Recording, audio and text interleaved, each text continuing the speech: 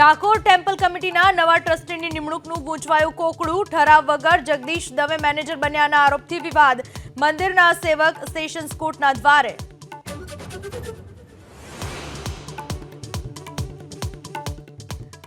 તમામ મહાનગરપાલિકાઓના કમિશનર સહિત અધિકારીઓની કામગીરી મુદ્દે તપાસનો હાઈકોર્ટનો આદેશ.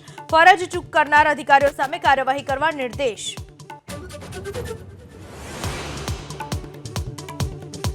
જીઆઈડીસીમાં ભ્રષ્ટાચારના શક્તિસિંહ ગોહિલના આરોપ પર મંત્રી ઋષિકેશ પટેલનો પલટવાર.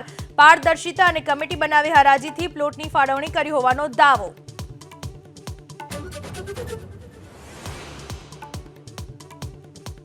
બનાસકાંઠામાં નર્મદા કેનાલમાં પડેલા ગાબડામાં રેતી નાખીને નર્મદા વિભાગે માન્યો સંતોષ. પાણીની આવક વધતા કેનાલમાં ફરી ગાબડા પડવાનું નક્કી.